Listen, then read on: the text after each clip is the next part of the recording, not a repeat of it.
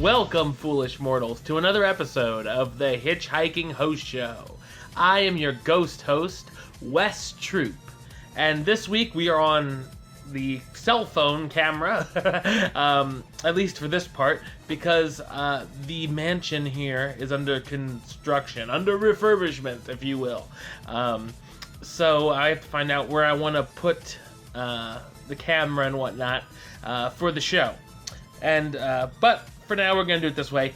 Lots of stuff happened this week in the theme park world. Lots of news in both Disney and Universal side of things. Yes, let the complaining begin. So let's get right into it. Let's do this thing.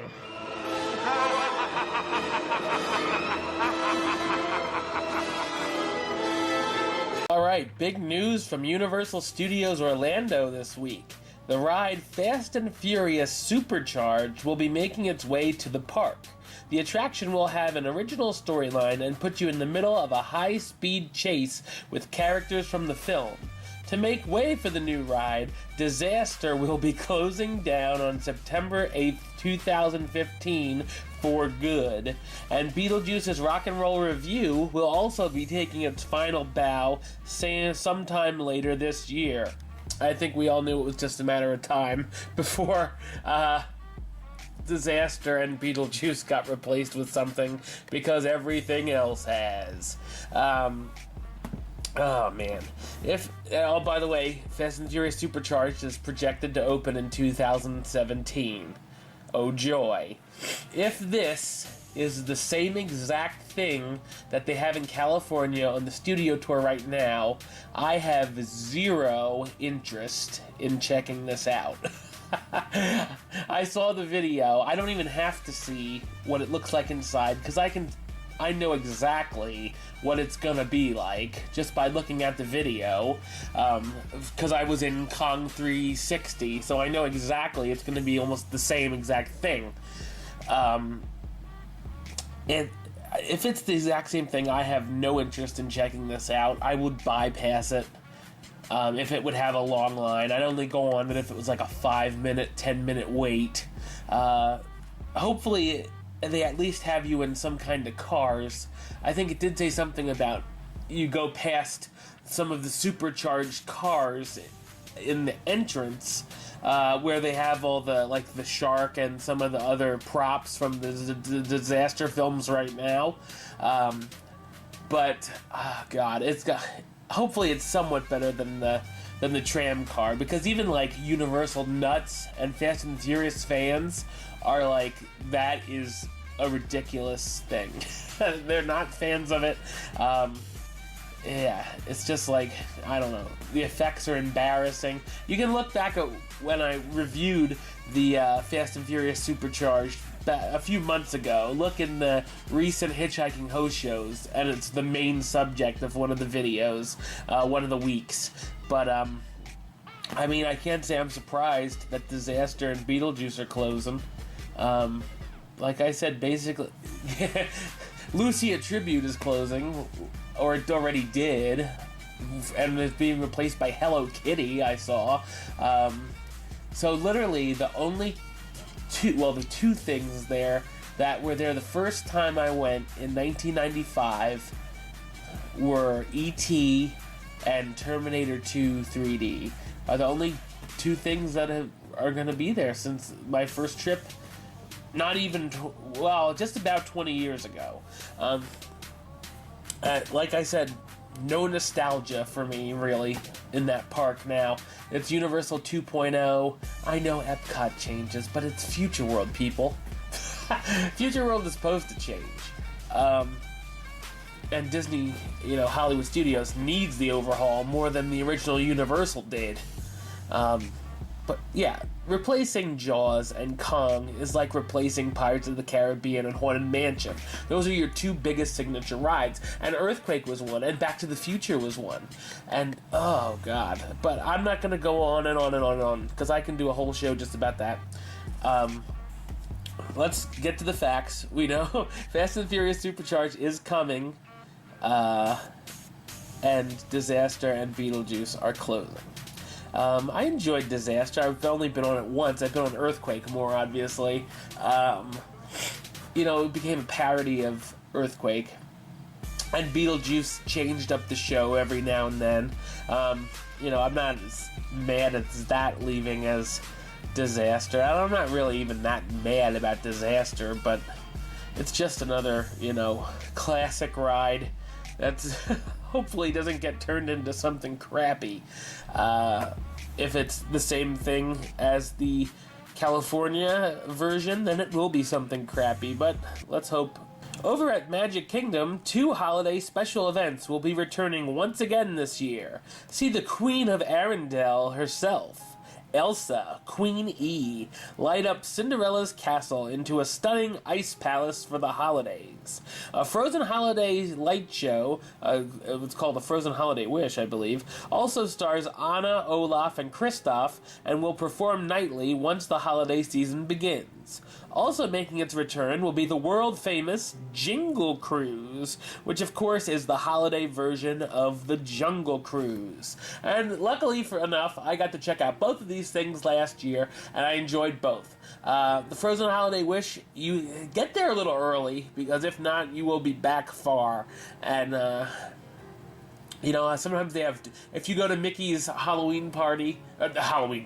Mickey's Christmas party, try to see the second one, because the first one is mega crowded, because it's everybody on their way out of the parks at 6:30 before if they do the same times this year, it's everyone on their way out of the parks that are leaving before the party begins. You'll have a lot less people when the party starts, but I think it was like right after the Christmas parade or right before the Christmas parade, so I had to see the first one for some reason. But I really enjoyed that show. It's like a 10-minute show. It's really cool with Elsa lighting up the castle, and the castle itself is gorgeous. It's gorge. So definitely check that out if you haven't seen it yet and you're planning on going. And the Jingle Cruise is cool too. If you're a fan of the Jungle Cruise, you have to do this. I even booked the Fast Pass because it was the first day they were doing the Jingle Cruise that I was there. And my guide wasn't the best. He was like, as far as the guides go, he was pretty lame. I know they're supposed to be lame, but this one was like bland, let's say, okay? Not my best Jungle Cruise guide, but, whatever.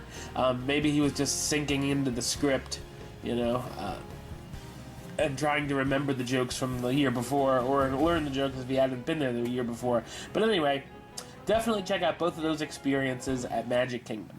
It was announced this week FastPass Plus will be available for the Eat to the Beat concert series during the Epcot International Food and Wine Festival. The normal booking guidelines apply. You can book the concert 60 days in advance and from your length of stay for resort guests. So if you're staying for 7 days, you can do the whole week, and 30 days in advance for annual pass holders. The shows are at 5:30, 6:45, and 8 p.m. each night of the festival. Look for the FastPass Plus line at the American Garden Theater at least 20 minutes before each show, and from there you'll be led to your special seating area. Well, Lottie frickin' da! The performers range from American Idol winner David Cook to Air Supply and Wilson Phillips. Obviously, there's more. Check out the schedule if you need to see it. If you're planning on visiting Epcot at this time, it might be worth a look to see who's performing and if it's worth your Fast Pass. If you're really into seeing whatever musical act might be there that night, I would say it would be worth it. Epcot's Fast Passes, it's on a tier system, first of all, so would it be worth giving up Soarin' or Test Track is the question, or the Living with the Land boat ride. If it's on the first tier. If it's on the second tier or it doesn't even matter, then definitely use it, because you can use it for like Spaceship Earth, or Mission Space. Check out if you're really interested in seeing, or that's the reason you're going, is seeing that person. If you live in Florida, then definitely I would say it's worth using the Fast Pass for. Over at Disney's Animal Kingdom, 3 baby giraffes have made their way out on the savannah for the first time. Their names are Mara, Milo, and Lincoln, and they are 3, 4, and 5 months old. Obviously, corresponding. Mara's 3 months old, Milo's 4 months old, and Lincoln's 5 months old. Be sure to keep a lookout for them on your next Kilimanjaro safari trip. Oh yeah.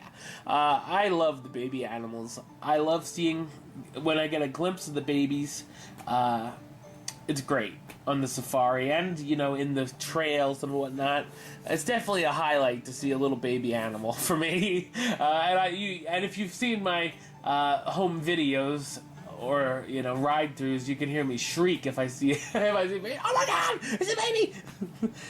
Even funny enough, the Jurassic Park ride in Tokyo, I shrieked when I saw the baby T-Rex. So even fake animals, I shriek. But anyway, so definitely check out keep a lookout for the little giraffe. Star Wars fans, listen up, you must. New Star Wars themed merchandise and more will be landing in our galaxy at Disneyland and Walt Disney World Resorts on September 4th, 2015 at 12:01 a.m. This merchandise ticketed event will feature new items from Star Wars: The Force Awakens. So awaken yourself up at midnight to go to this. Tickets to the Force Friday merchandise event include the opportunity to be among the first to purchase new Star Wars and Force Awakens themed merchandise, including Disney theme park merchandise, exclusives, and licensed products. Of course, purchase limits will apply. Too bad, hoarders and eBay people. And you also get an amenity gift. Woo! Here are also the details of where the events will take place. At Disneyland, you can find it at the World of Disney store in the downtown Disney district. And at Walt Disney World Resort, you can find it at Once Upon a Toy in the downtown Disney marketplace. Not exactly many choices.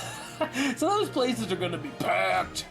Tickets for the Force Friday merchandise release are $50 per person and are limited to availability, obviously.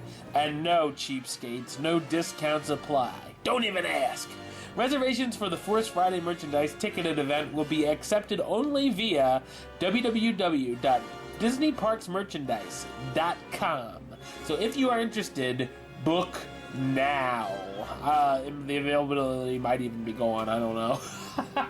Hopefully not, but if you're interested in that and you live near downtown Disney, and you're a Star Wars fan and you want the merchandise and it's worth the $50 admission, then I would definitely check it out. But I'm sure Force Awakens merchandise is going to be making its way into the public soon, so I think I'll bide my time, as a famous Green Witch once said.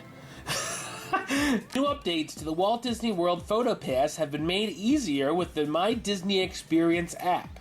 In addition to planning and sharing your Walt Disney World vacation, the latest My Disney Experience mobile app update will now allow you to view all your Disney Photo Pass vacation photos, including photos from select attraction and dining locations, purchase the Memory Maker to receive access to all those Walt Disney World vacation memories for one price, find Disney Photo Pass photographer locations at Walt Disney World Resort so you can stalk down the photographers and make them take your picture, link Disney Photo Pass cards collecting during your vacation, so the 500 cards that you may have.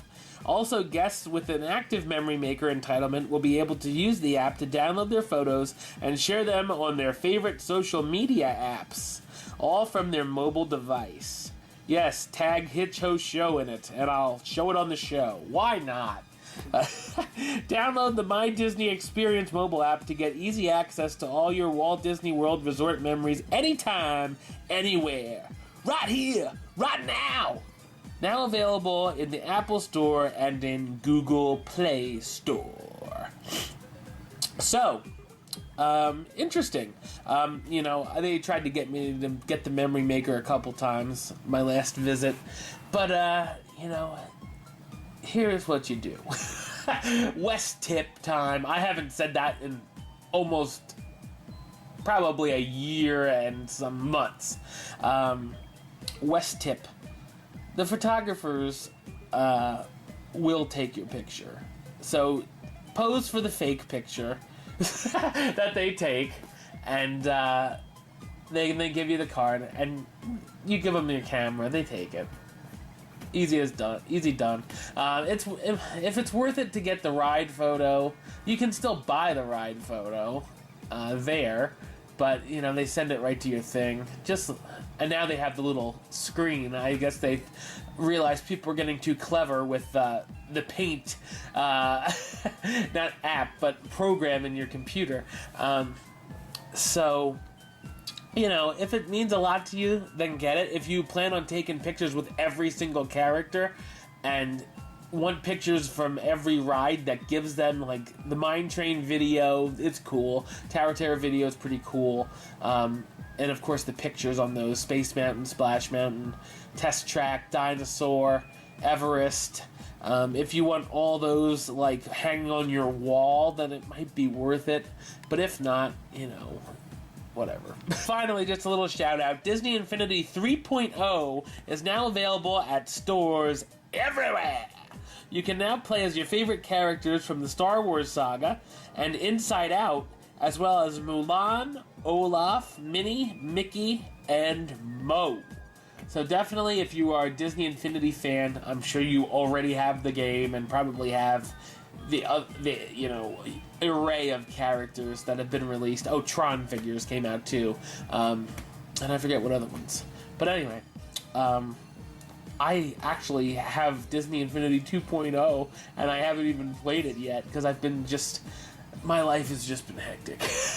Once life settles down a little bit, and I'm not moving to 3 different houses, then I can settle down a little bit and play some Disney Infinity.